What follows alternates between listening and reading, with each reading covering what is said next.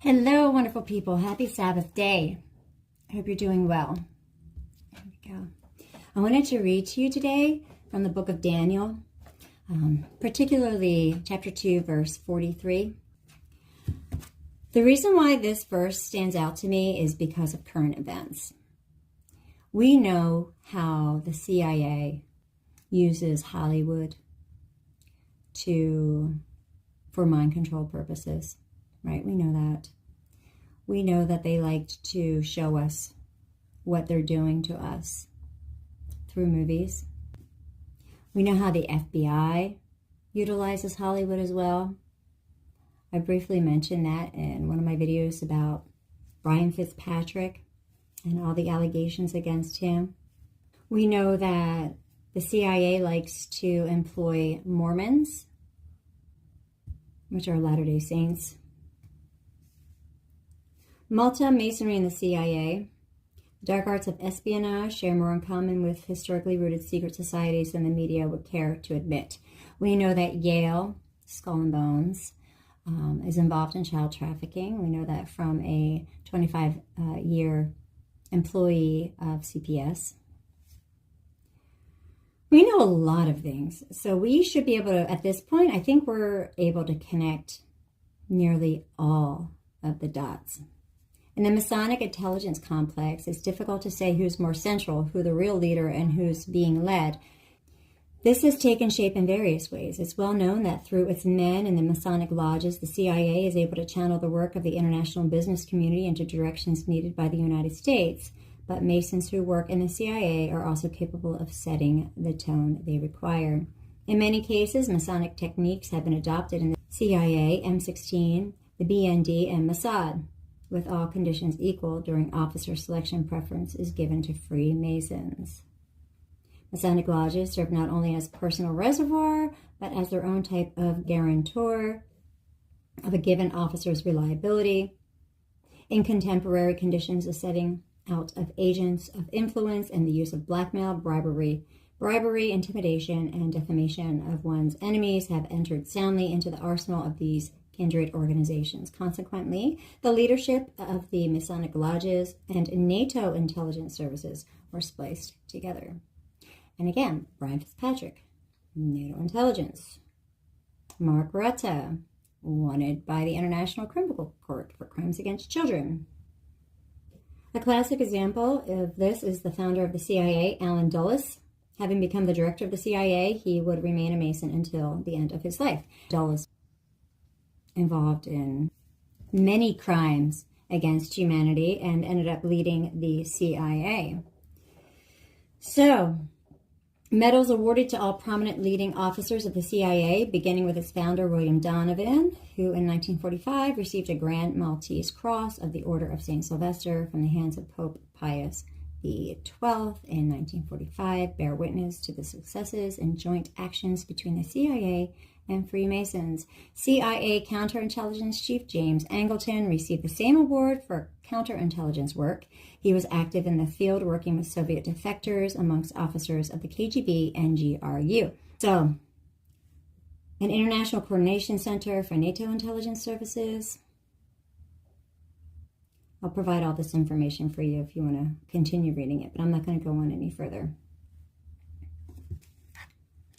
We know about George Bush too, right? We know about his crimes against children. He was Skull and Bones. He was CIA.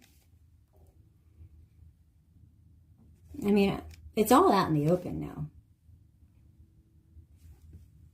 Now, this isn't news. It's really not news.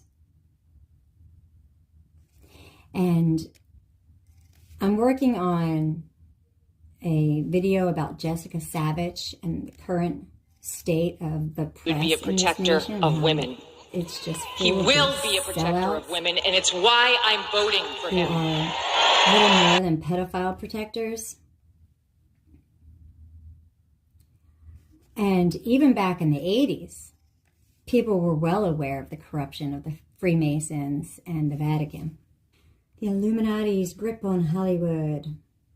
Hollywood is a world filled with glamour, fame, and fortune. Well, it used to be full of glamour. I think we see through it now. I think Hollywood's dying along with mainstream media. Thank God. Thank you, God.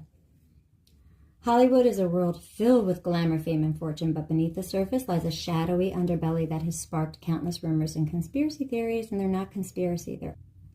The most famous secret society often linked to Hollywood is the Illuminati. Believed to be a powerful elite group that controls world events, the Illuminati has been rumored to recruit top celebrities, musicians, and influencers to spread their agenda. Many theorists claim that Hollywood stars like Beyonce, Jay-Z, and Kanye West are members, pointing to the use of certain symbols in their music, videos, performances, and public appearances. The all-seeing eye, pyramids, and the 666 hand gesture are often cited as proof of their allegiance to the Illuminati. Yeah, I think we all know this, right? Celebrity initiation rituals. We know about those now, thanks to this case against Sean Combs. Hidden agendas in Hollywood films. Many theorists argue that secret societies use Hollywood to promote hidden agendas, subtly pushing messages that align with their goals, whether it's through symbolism, themes, or even the portrayal of certain characters. They believe that movies and TV shows are used as tools of manipulation, conditioning the public to accept their influence. A perfect example is the movie Eyes Wide Shut. I watched that a long time ago. I refuse to watch it again. I do truly 100% believe that they're showing us through film what they're going to do to us, or what they're currently doing to us. And I think another really good example of that is the Marvel series. But there are multiple films. And I'm going to show you clips, a series of clips, after I read this Bible verse to you. A series of clips from movies that are based on real life. And unfortunately, this theory of mine that I have about transhumanism, about this nanotechnology, it's substantiated in so many movies, dating all the way back to, I believe it's the 60s. And what really kind of pushed me to make this video was a YouTuber by the name of Melanie King. And if you don't know her, I recommend that you check out some of her work. She's a wonderful Christian woman who's trying to sound the alarm about AI. I watched one of her videos last night about this creature that's become kind of like a mascot for these tech companies. And when I saw this thing, I saw it for the first time on her video last night. I know exactly what it was. It's the same creature that we were introduced to through that Panama man, or Panamanian, Panamanian, that guy from Panama who found that alien rock. I think the whole thing was faked. I think it was kind of like a soft introduction to the public, because they kind of made it seem like it was like a friendly little pet creature that he cared for, didn't harm him. And but I think it was all fake. Maybe it was AI. I don't know. But I believe that this is nanotechnology. I believe it's the same creature, this mascot from Melanie King's video. And I believe that they've been showing us this technology for a very, very long time. Even going back, again, like I said, to the 60s. It was in The Matrix and The Terminator, Prometheus, Aliens. I'll show you all of it. And again, we really need to detox this stuff out of our bodies. I believe that we all have the nanotechnology inside of us already. And I think it's just a matter of time before they're able to manipulate us with it. I don't know why, but these are self-replicating nanobots inside of our bodies that are building something. I believe they're turning us slowly into machines, and I believe that this was the warning that God gave us in the Bible, in the book of Daniel. So let's go ahead and jump into Daniel. If you don't know the book of Daniel, it's a fascinating book about prophecy and King Nebuchadnezzar, who is in Story of the World. This is wonderful. Lord, we come to you today with grateful hearts. We're so grateful for this new day and all the blessings that you've bestowed upon us and the blessings we have yet to receive. Please grant us discernment so that we can understand your word and help others to learn the truth as well. In Jesus' name we pray. Amen. And in the 2nd year of the reign of Nebuchadnezzar, Nebuchadnezzar dreamed dreams wherewith his spirit was troubled and his sleep brake from him. Then the king commanded to call the magicians and the astrologers and the sorcerers and the Chaldeans for to shew the king his dreams. So they came and stood before the king. However, none of them could interpret his dream for him. So he was going to execute them all. You know, what good were they, right?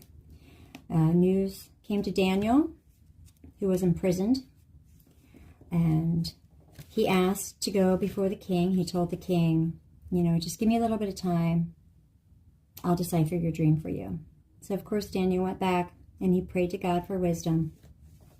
Then was the secret revealed unto Daniel in a night vision. Then Daniel blessed the God of heaven. Daniel answered and said, Blessed be the name of God forever and ever, for wisdom and might are his.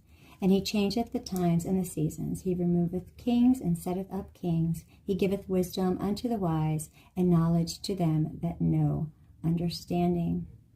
I thank thee and praise thee, O thou God of my fathers, who hast given me wisdom and might, and hast made known unto me now what we desired of thee. For thou hast now made known unto us the king's matter. Thou, O king, sawest, and behold, a great image. This great image, whose brightness was excellent, stood before thee, and the form thereof was terrible. This image's head was of fine gold, his breast and his arms of silver, his belly and his thighs of brass, his legs of iron, his feet part of iron and part of clay. Thou sawest till that a stone was cut out without hands, which smote the image upon his feet, that were of iron and clay, and brake them to pieces. Then was the iron and the clay, the brass, the silver, and the gold broken to pieces together, and became like the chaff of the summer threshing floors, and the wind carried them away, that no place was found for them. And the stone that smote the image became a great mountain, and filled the whole earth. This is the dream, and we will tell the interpretation thereof before the king.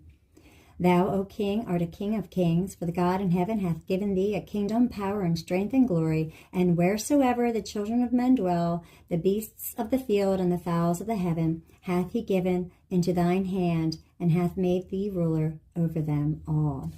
Thou art this head of gold. And after thee shall arise another kingdom inferior to thee, and another third kingdom of brass, which shall bear rule over all the earth.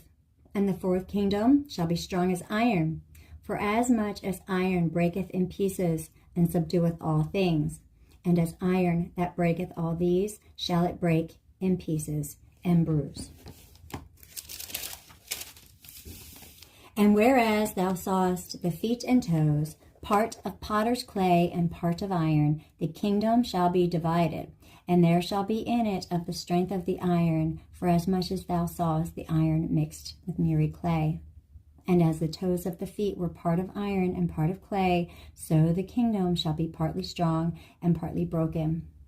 And whereas thou sawest iron mixed with miry clay, they shall mingle themselves with the seed of men, but they shall not cleave one to another, even as iron is not mixed with clay.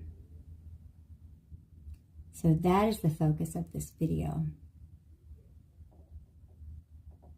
They shall mingle themselves with the seed of men. And he's referring to iron and clay. But they shall not cleave one to another, as iron is not mixed with clay. And in the days of these kings shall the God of heaven set up a kingdom which shall never be destroyed, and the kingdom shall not be left to other people, but it shall break in pieces and consume all these kingdoms, and it shall stand forever.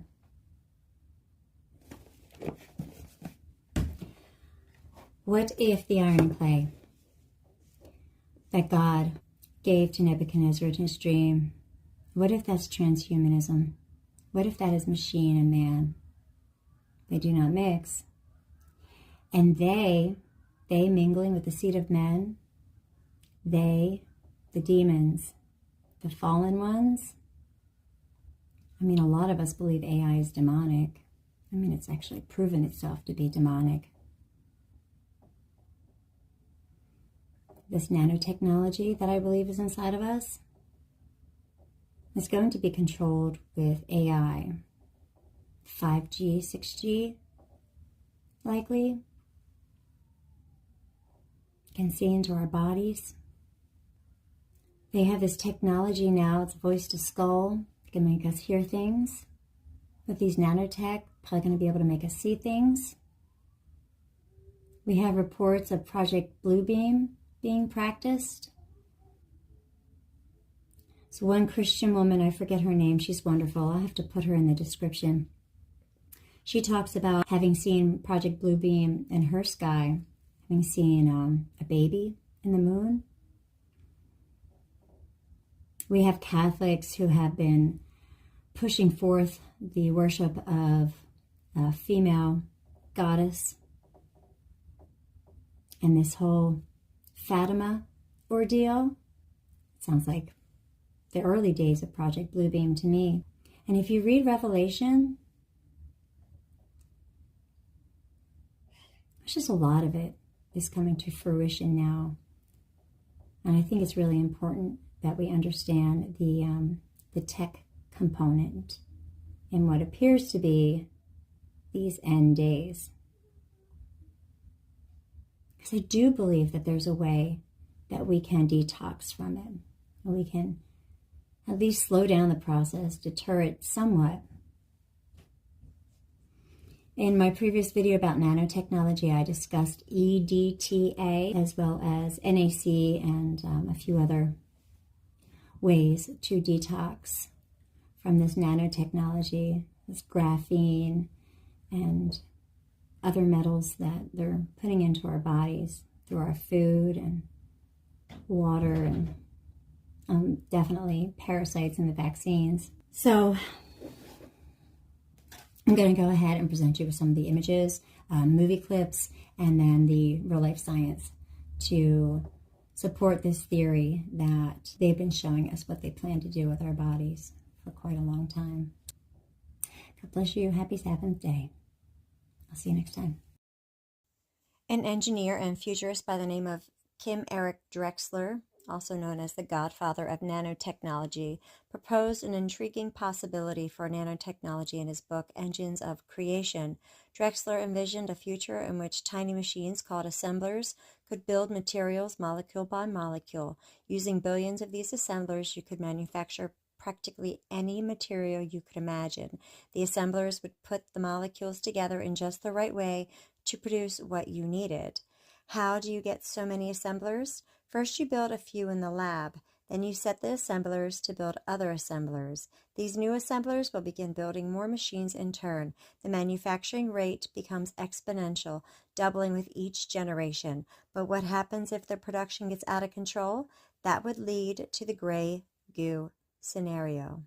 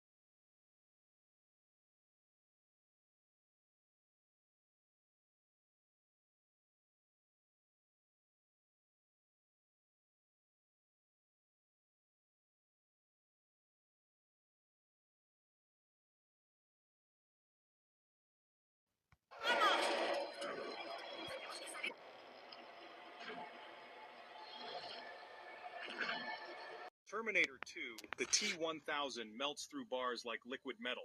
That used to be fiction, until now. Scientists have created liquid robots that switch between solid and liquid, using gallium alloys that melt at body temperature. In one experiment, a robot was trapped in a cage. Then it liquefied, slipped through the bars, and reformed on the other side. Depending on the task. Think of them like smart metallic cells. They can act independently or work together as a swarm to carry weight, change shape, or flow into new configurations. Their movement and coordination is guided by a light-based signal system, essentially a rudimentary brain that tells each unit where to go and how to react.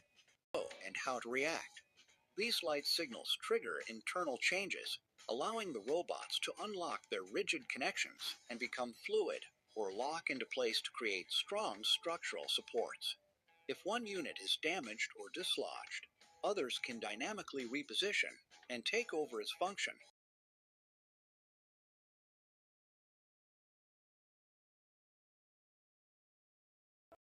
Black Goo Conspiracy and the Falklands Cover-Up.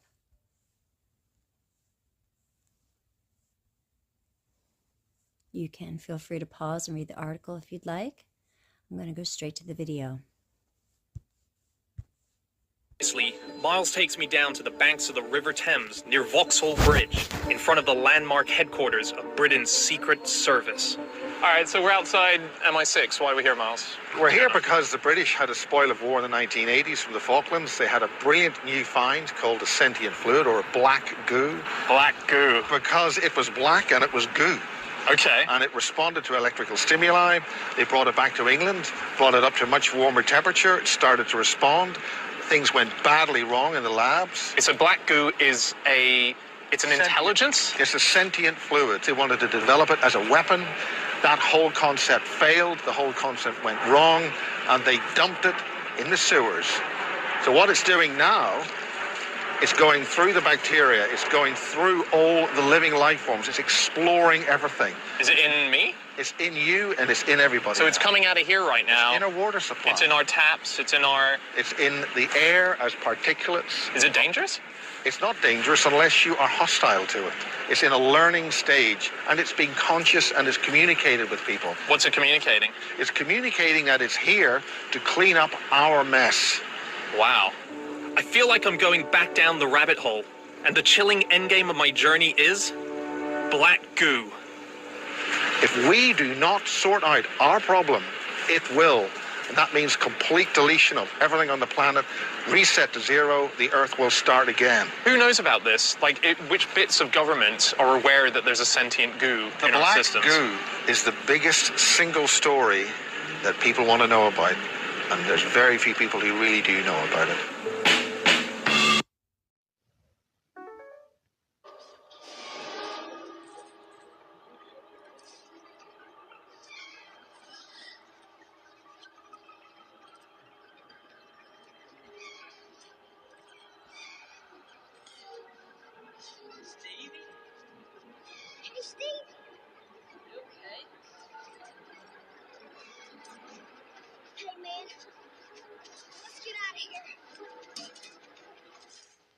Hey guys, what is up?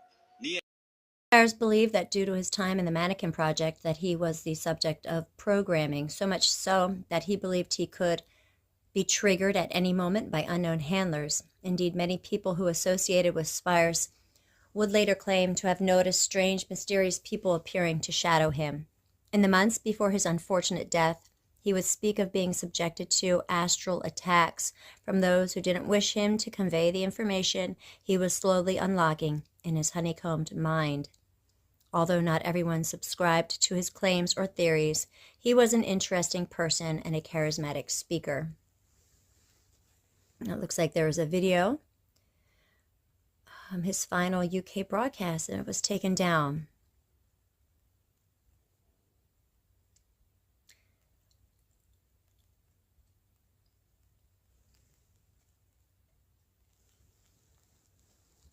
So you can go on and read more about him if you'd like.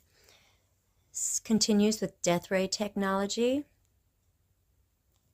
And we looked into Project Moonbeam and how, much like the Star Wars movie, they were trying to build a laser on the moon. Yeah, I don't even know what to say half the time. As the Black Goo conspiracy suggests, the death ray was not the only secret activity taking place during that time, and if there is any truth at all to the claims of Max Spears, not to mention the truth behind his mysterious death, maybe these claims require another look. Regardless of how bizarre or outright crazy some of them are, perhaps we should look at some of them again, just to be sure. And then it goes on with Black Swan, Black Goo.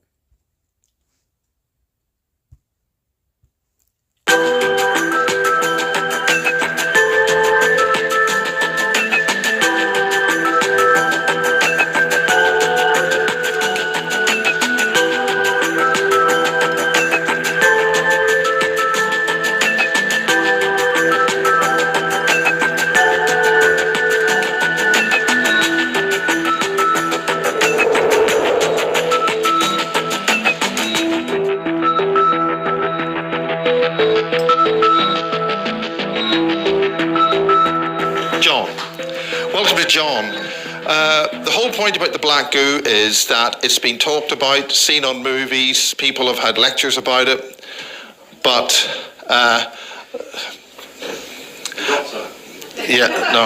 have been all sorts of discussion about this. This is the very first time. We're very grateful to you, sir, for coming in public to talk about what happened in the Falklands, about a sentient fluid, and whatever else you have to say, which you said was complicated. And I would invite you to go really into the detail and don't stop talking until we all know everything about it. Or until everybody's asleep. No, they won't be asleep. Now, this is important. So with no further ado, John.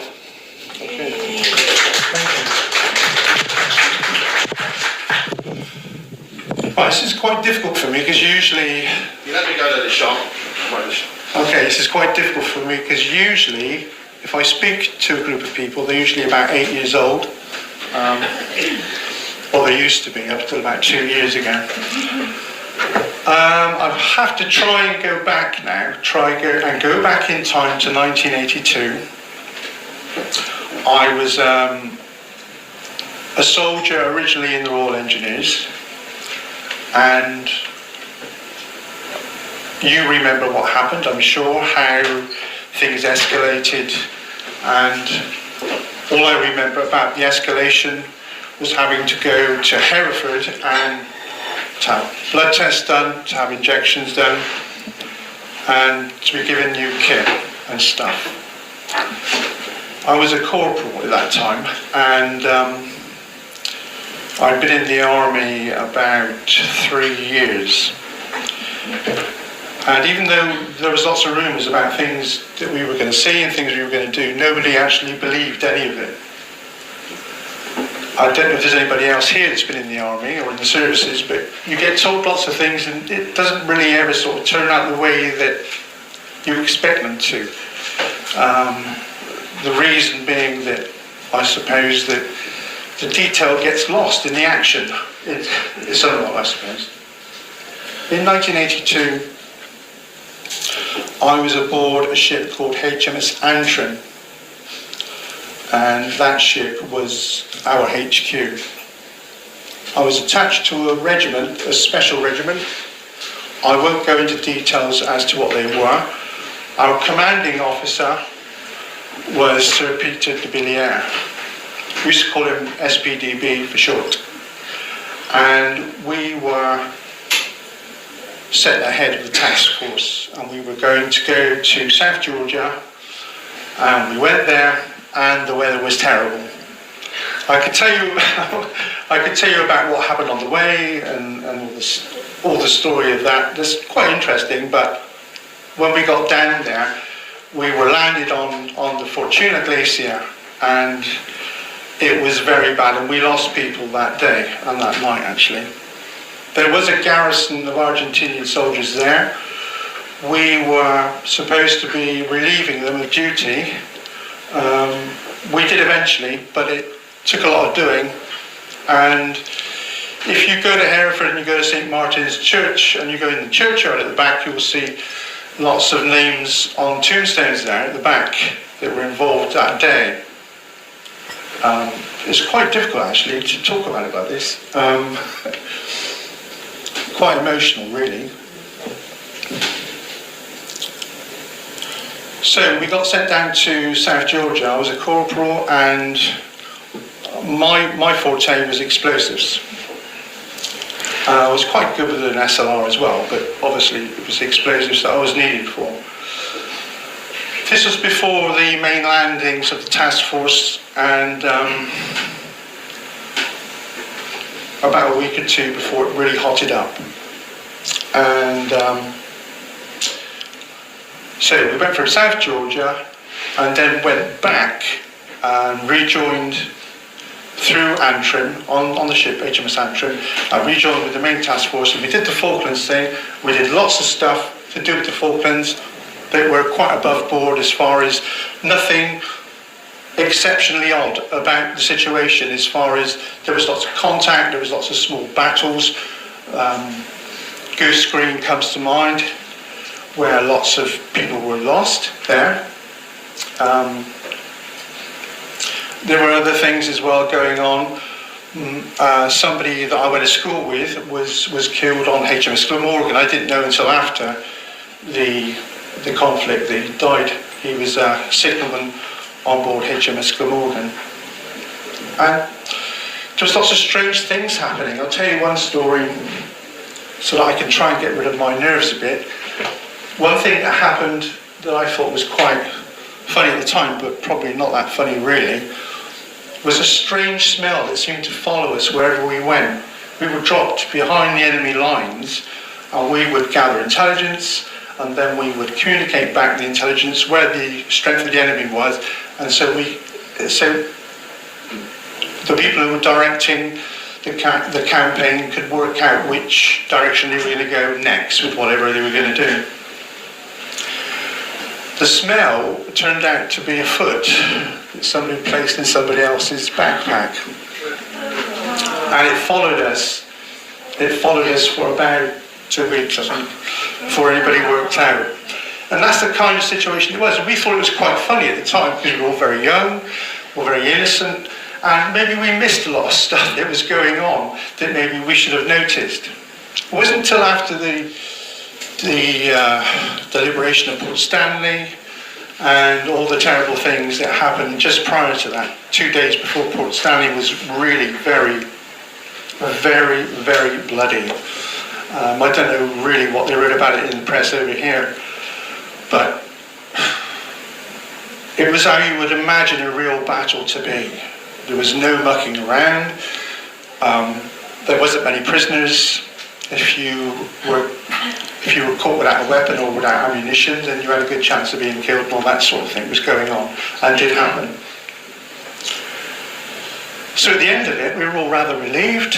So we thought we'll get back to England and we'll get some downtime, have a good rest. We'd lost friends and comrades, and we were wondering why, really, because it wasn't much of an island and we'd been sent all that way. And there was lots of rumours about different things, but nobody really took any notice, and to be honest with you, we just made a joke out of things in those days. Then we were diverted to another place. We thought we were coming back, and we were diverted to what we call Tool Island, but you call something else. There's lots of different pronunciations for it. There was 3 large Royal Naval ships, and there was a submarine, and I was on one of the ships, and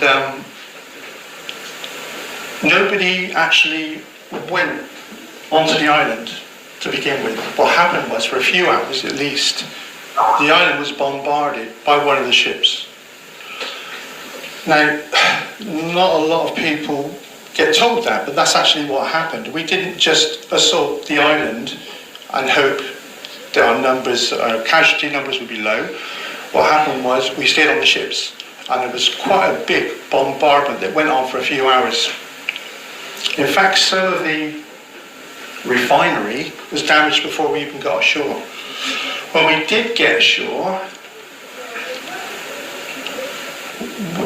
nobody fired at us. We'd been told that they'd surrendered and that there was going to be no problem. So we got ashore, and there was 10 individuals there.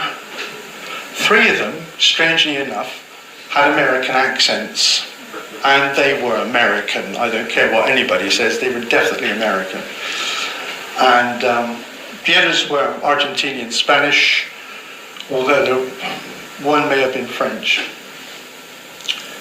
They were particularly interested in diverting our attention away from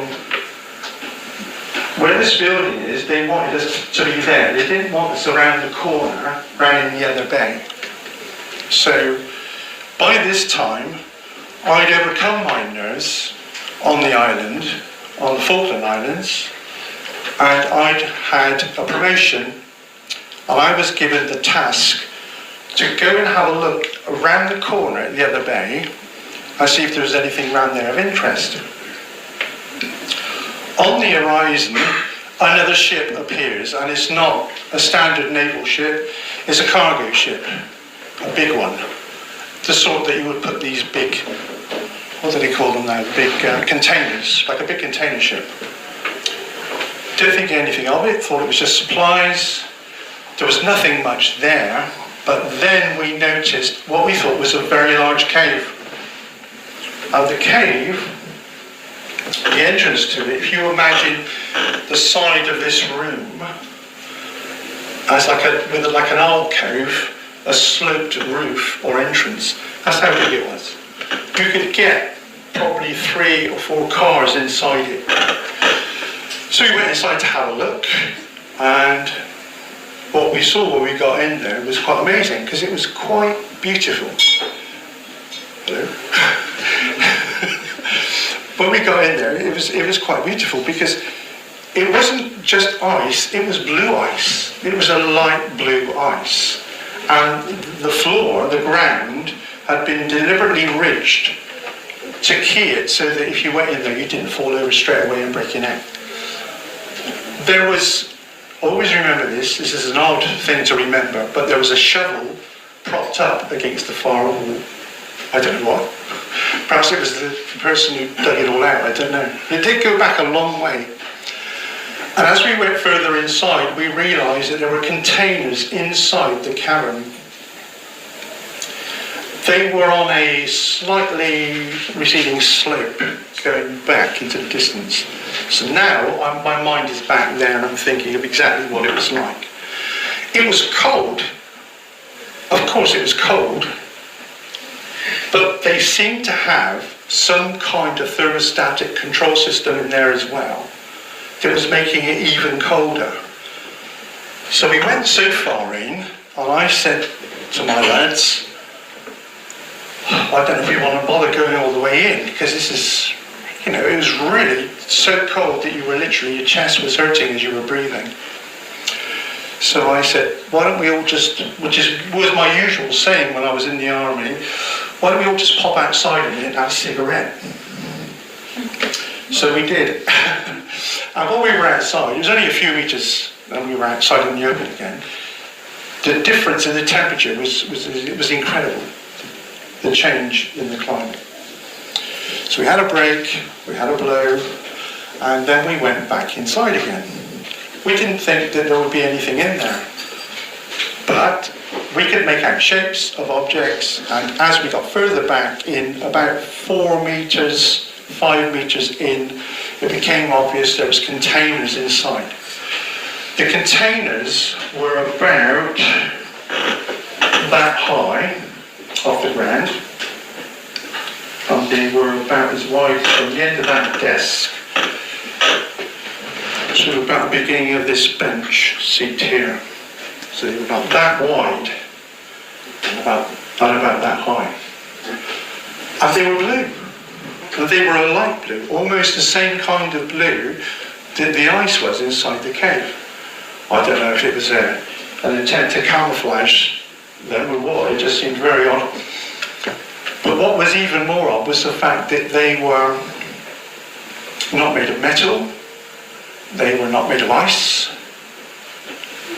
The only way I can explain what they were made of, they were made of a kind of thick plastic that I'd never seen before and have not seen since. There was markings on one side, on one of the long sides of each one.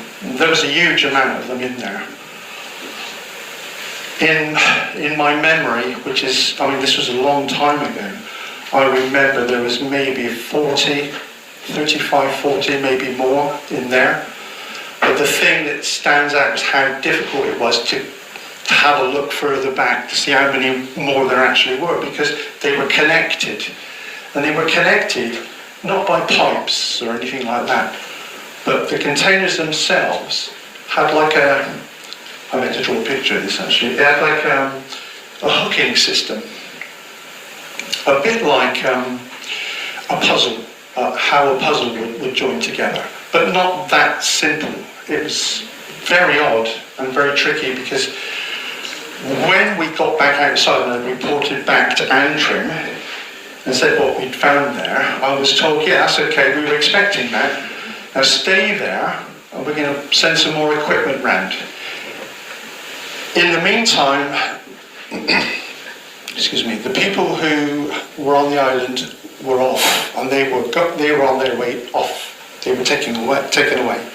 They were on another ship, they were gone. The cargo ship got nearer, and one of the other ships, naval ship, I think it was a frigate, was offloading equipment, and I was just told to stand there and guard the perimeter. Well, that means in a wartime situation that you actually make what they call a harbour area, and you get people who have to fan out and have to get ready to load and fire. But there was nobody else there.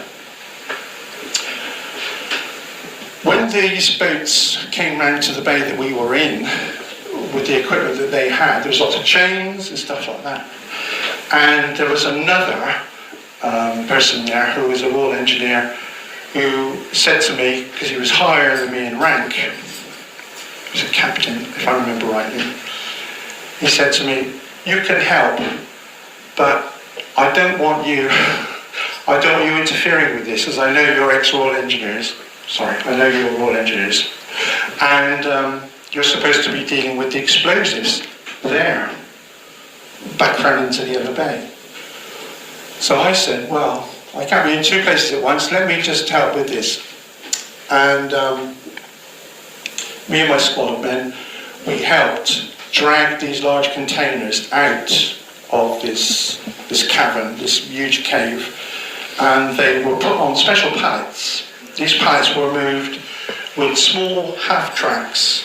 They were like small tractors, but they had half tracks on the back, and they were moved to the water's edge, and then using a police system, this is boring bit, they swung them onto this frigate, and then they were moved to the big cargo ship. 2 at a time. They were checked for radioactivity. I've got no idea what the readings were. I was pushed out of the way quite a bit, actually, at this bit. I had no idea about what was inside them. But as I'm standing there, as I was stood there, watching with my men, and we were talking, we thought, wonder what it is. It must be oil or something. Because you naturally assumed oil refinery, oil. But why would it be in such complex containers underground like this? It didn't really make a lot of sense. This took hours and hours. Meanwhile, around there, somebody's already setting charges and they're going to demolish it. And that's what they did. They completely demolished it. There is a photograph of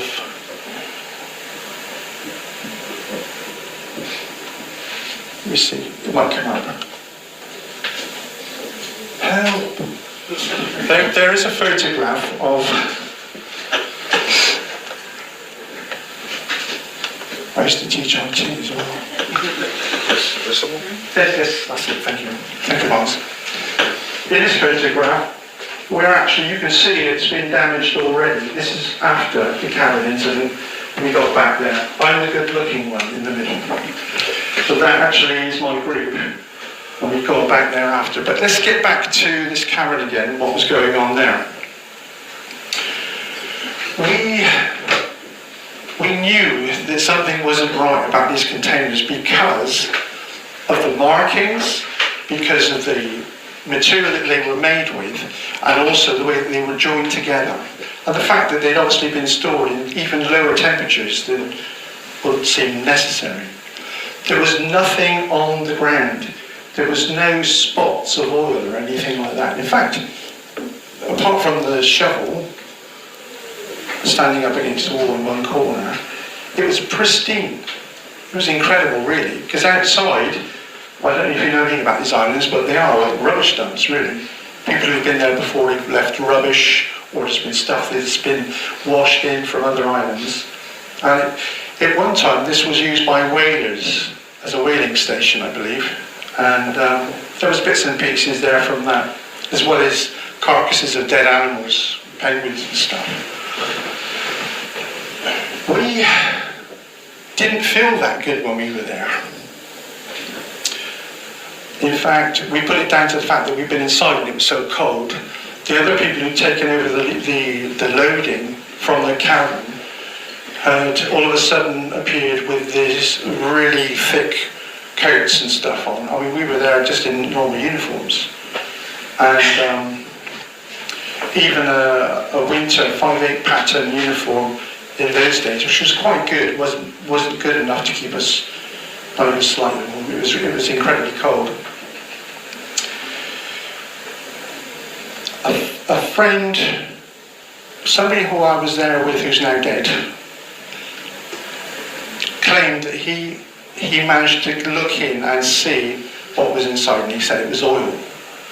But he also said the odd thing about it was when he lifted the lid, I don't know how he managed to lift the lid because I couldn't even see where the lid was.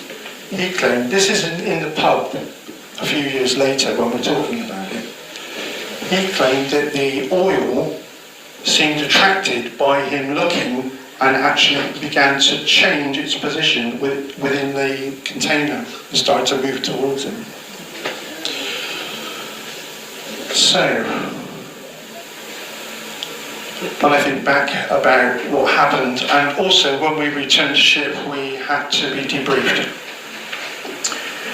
And being very cocky and know-it-all and all the rest of it, I asked what it was, and I was told to mind my own business. And it was way beyond my pay grade, way beyond my rank, and I should forget all about it, really. It was just another job. Well done. Good job done. And oddly enough, when we were moving away from the island, individually we had to go back into the wardroom, we had to re-sign the Official Secrets Act again. It did seem a bit different. So I could get arrested in a moment. It might turn up or something. Wouldn't surprise me. That time in my life, like it would be for most people, I'm sure, it was really pivotal, and it was an experience, a strange experience that would have great significance and would affect me a great deal in the future. At the time, I was just an ordinary lad who was rather gung-ho, had a fascination with explosives, and as time went by, another 8 years I put up with being in the army, in the Special Forces Regiment. I packed it all in and became a teacher. And thinking back to what happened in the 1980s after, and there was always the whispers as well. I can remember going up to London to have a reunion at the Special Forces Club in London. And we got talking about South Georgia, about a few of the things that happened on the main islands and what happened there. Because it just didn't make sense after everything we'd been through, everything we'd witnessed and seen and done. to have a task like this and then to be told just to stand over there out of the way, it just seemed a bit odd. There was all sorts of rumours going around at the time about some stuff that was brought back from the South Atlantic, and that somebody was saying, one of the group that I was with, that we didn't go down there for the Falklands, we went down there for this stuff that we recovered from this large cavern. And then, consequently, not long after, there was a big article, I think it was serialised in Telegraph or something, and it was about the Marconi deaths. So, if I fast forward to the early 90s, I think it was 91, 92, I was working in Gloucestershire. And I can remember talking to somebody who was, I won't name the person, but somebody who was a good friend, still is a good friend, who was working in Cheltenham at one of the round buildings that we've got there. He said to me, "You were involved with South Georgia and the sandwiches." We used to call it sandwiches.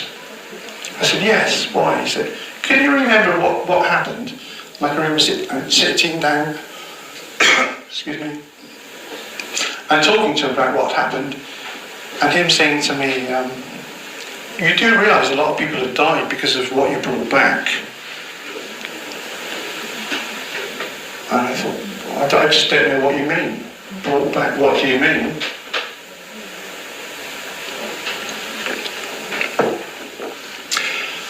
He claimed, he claimed that what we brought back was being used by Marconi GEC in Cheltenham and was being used in an experimental way, and he wouldn't say any more than that.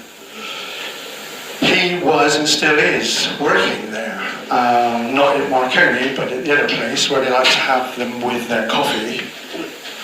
And he will get into trouble because nobody in this room knows who he is, and nobody there would know who I'm referring to.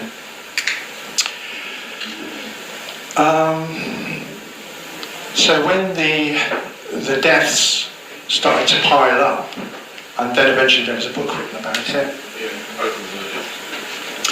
I can't remember what year it was written, can you? I think it was like 85, 6, something. Yeah. Well, when it got written, I think it was a bit like Spycatcher. I think they tried to stop it from being published, if I remember rightly anyway. I know that it was a good read, but it wasn't something that was advertised, and it wasn't something that was in the bestsellers list. And I've just put two and two together, or one and one together, if you like, and I think that definitely we were involved with something that was very sinister, actually. Throughout my life since then, I've had things happen to me that have been extremely odd. Like how I just spun from being a soldier into being a primary school teacher, and how I've been asked to do favours for certain people when I've been working abroad. And I've worked in countries like Spain, Italy, America, and France.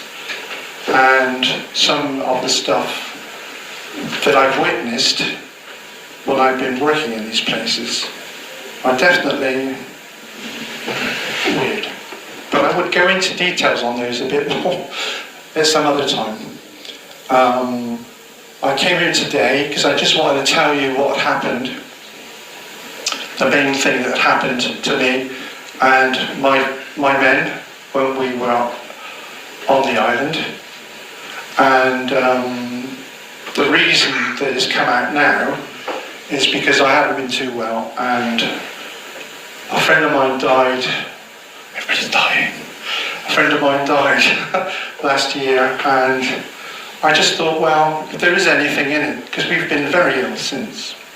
I've had meningitis, all sorts of things since, spinal operations, and anyway. there is a chance that it could be connected with that. But also, the odd thing is how well I've done when I was in the military. All of a sudden, I seem to be put forward for this and put forward for that, and I was doing courses and learning languages, and then when I left the army, I was accepted just like that to go on a 4-year education degree. There was lots of things that really didn't make a lot of sense, and it's only been the last 2 years that I've been able to start to figure it all out, really. Just going to say about CE5. It was a few months ago. I met Miles at Knapp Hill in Wiltshire, and at that time I was going and doing sky watches at least once a week because of something that happened to me on a sky watch. I believe all this is connected. The details are too long, and it would take me hours and hours to sort of try and join up all the dots of why I got into CE5.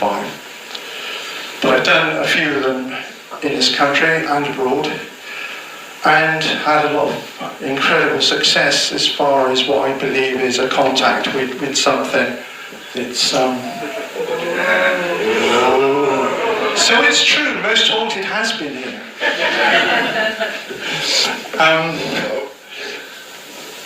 There is a lot that I can tell you, but to be honest with you, I'm really flagging, and Go on. what I will do is invite you to ask questions, okay? And we'll go from there. Maybe I can join some dots up in that way.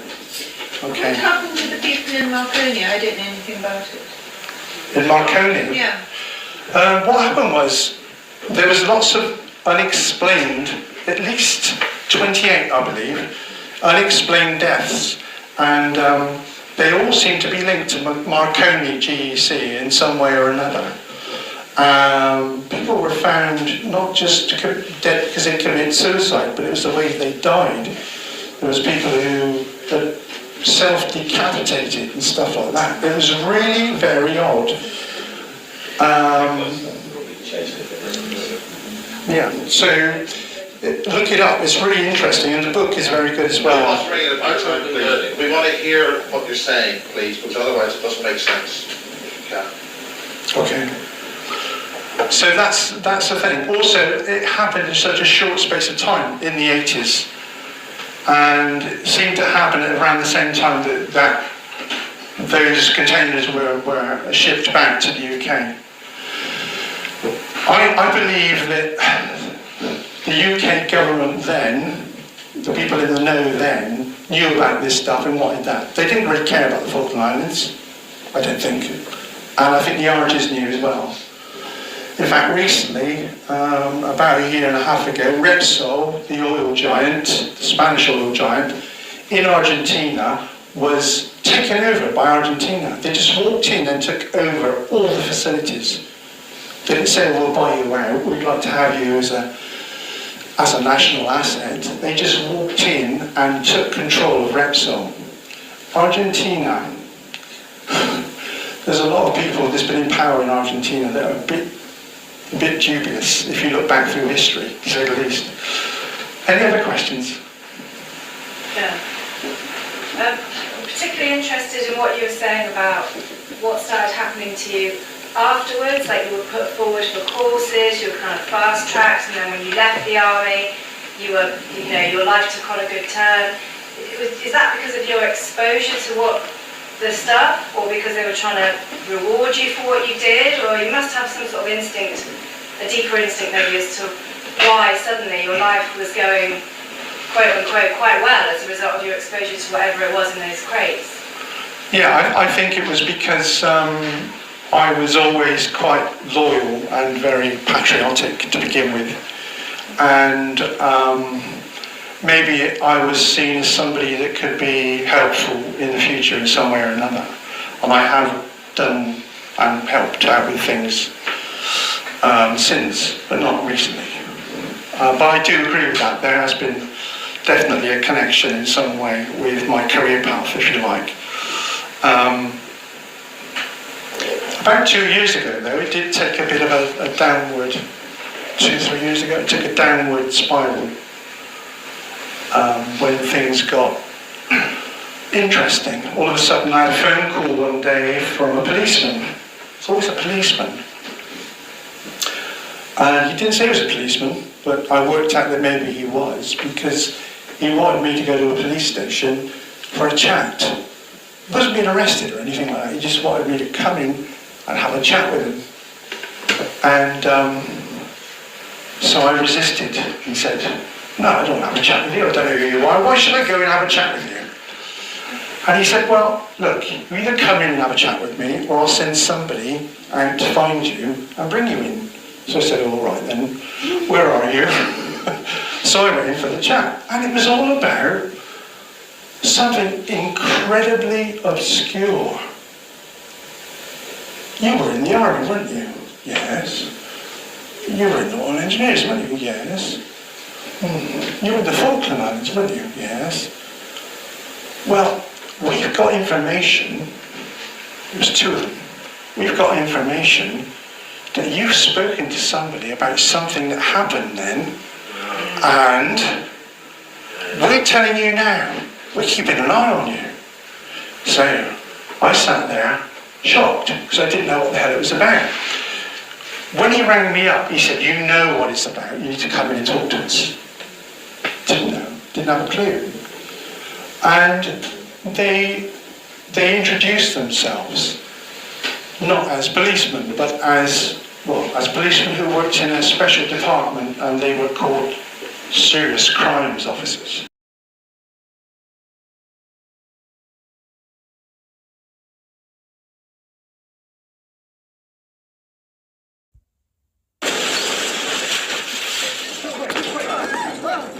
Look at me. Positive for Howard Marks. I'm placing you under arrest for the future murder of Sarah Marks and Donald Dubin that was take place today, April 22nd, at 0800 hours and 4 minutes. No.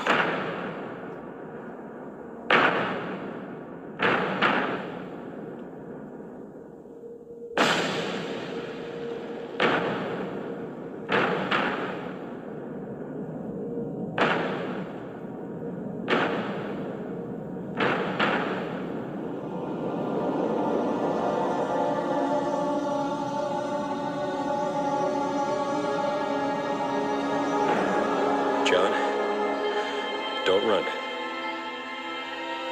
Everybody runs, Fletch.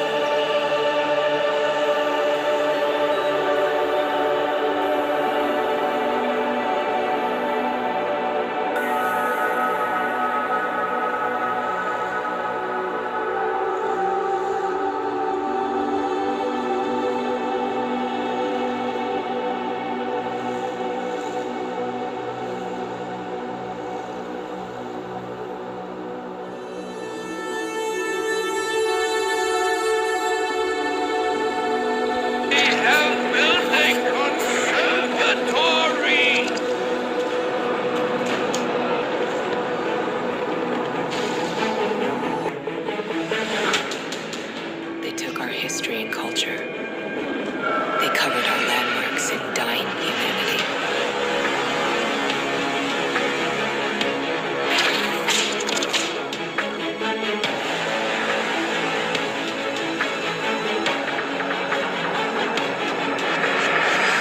But we are survivors.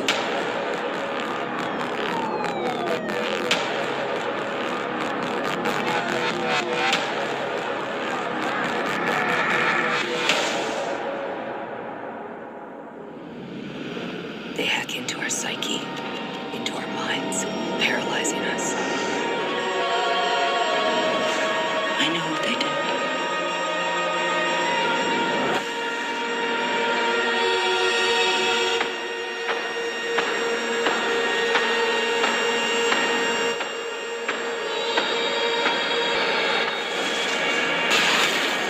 Threat down, Fox Squad, threat down.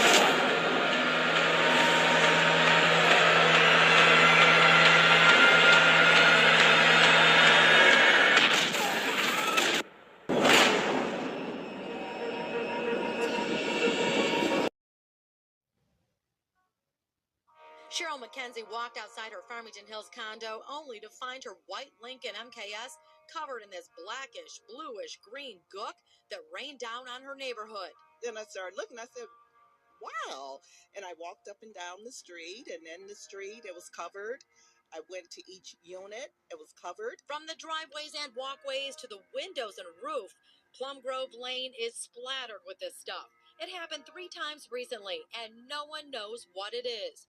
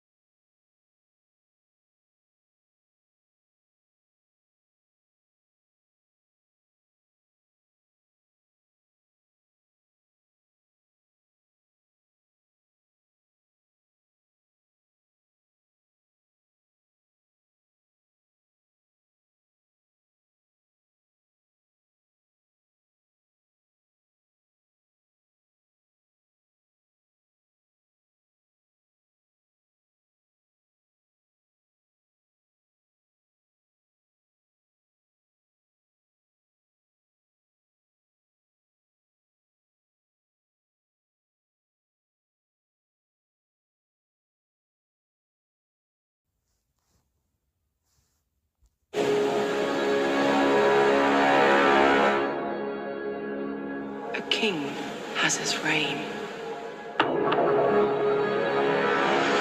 And then he dies. It's inevitable. The first trailer for Steven Spielberg's UFO movie, currently known as Disclosure, is set for premiere next week. But the first look of it just leaked through some billboards in Times Square. It shows a bird with an upside-down eye and the tagline, "All will be disclosed."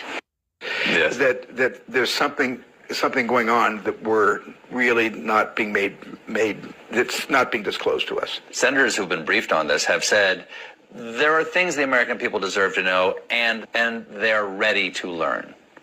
And that says to me that there's something sort of paradigm shattering about this news that we're not being told. You know, the most optimistic thing I feel about these things that we're seeing in the skies is that what if they're not from an advanced civilization 300 million light years from here? But what if it's us 500,000 years into the future that is coming back to document, and they know something that we don't quite know yet that has occurred, and they're trying to track the last 100 years of our history. I think what has been coming out recently is fascinating. Just absolutely fascinating. Mm-hmm. And I think the secrecy that is shrouding all of these sightings and the lack of transparency until Freedom of Information Act compels certain materials to be released publicly, I think that there is something going on that simply needs extraordinary, due diligence. It's fairly evident they were in the process of leaving before things went to pot. Leaving to go where? Earth. Where is he, David? This way, sir.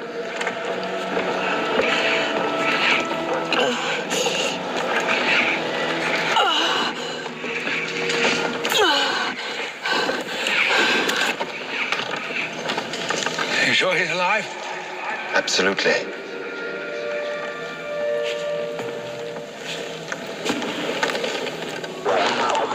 And you can speak to him? I believe I can.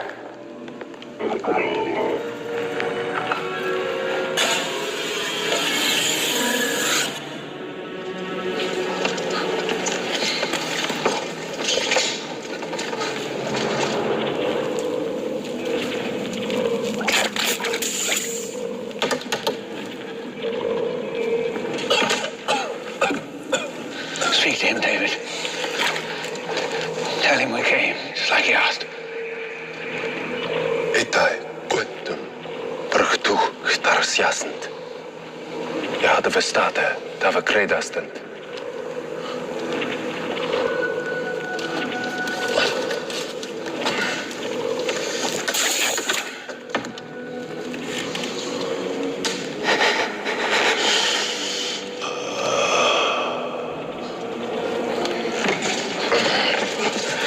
I'm all right. All right.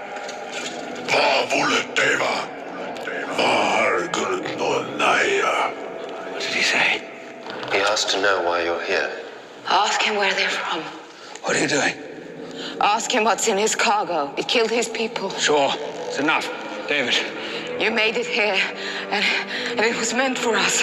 Why? Sure, enough. For God's sake, shut her up. Why? I need to know why. What did we do wrong? Why do you hate us? If she opens her mouth again, shoot her. David, continue. Tell him why I came.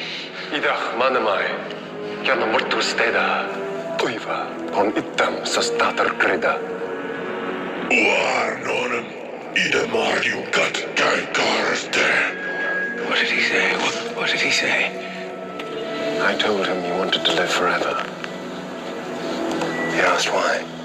Do you see this man? My company built him from nothing. I made him. And I made him in my own image so that he would be perfect, so that he would never fail.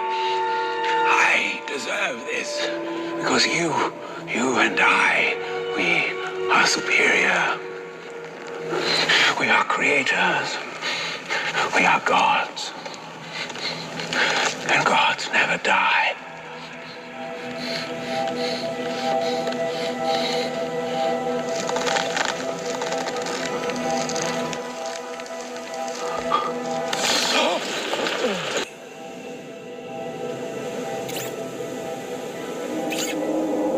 I know. Have a good journey, Mr. Wayne.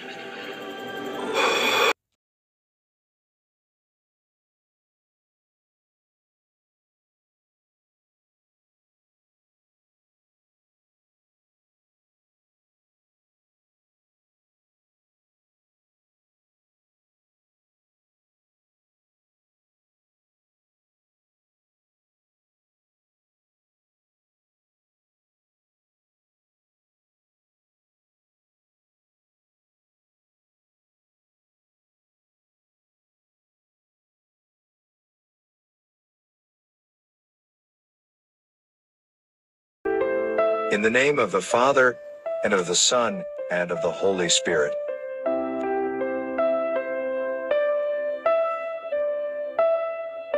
Verse, Isaiah 41:10, Do not fear, for I am with you. Do not be dismayed, for I am your God. This verse is one of the most frequently quoted promises in Scripture, assuring us of God's presence and protection. Its key theme is divine companionship in the face of fear and discouragement.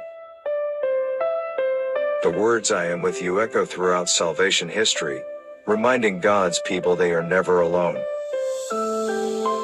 Spoken originally to the exiled people of Israel, this promise was a lifeline of hope amid national despair.